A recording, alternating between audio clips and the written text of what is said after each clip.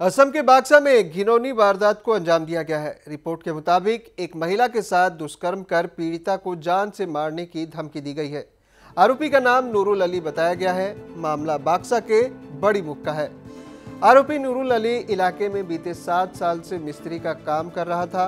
वहीं पीड़िता की शिकायत पर मुसलपुर पुलिस ने आरोपी को गिरफ्तार कर लिया है।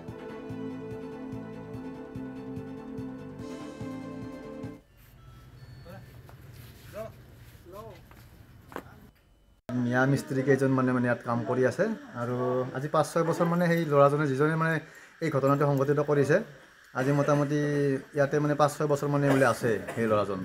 কিন্তু এওঁলোকৰ মানে সৰু ভায়েকৰ ঘৰতে মানে ভাড়া থাকে বোলে।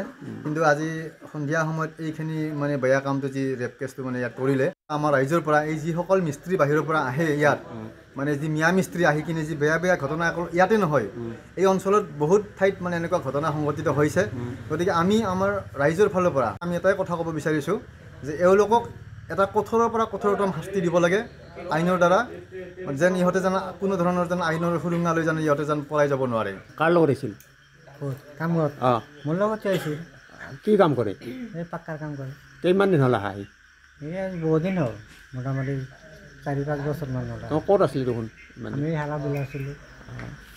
আজি এই ঘটনাটো গম পোৱা না? মইতো নাছিলোঁ, মইতো কামতে আছিলোঁ। মই শুনাহে পালোঁ আহি। এতিয়া সি ক'ত আছে? এতিয়া বুলি চকতে আছিল, তাৰ মালিকে মাৰিব গৈছিল, সেইকাৰণে মানে তাৰ পৰা দৌৰ হৈছিল।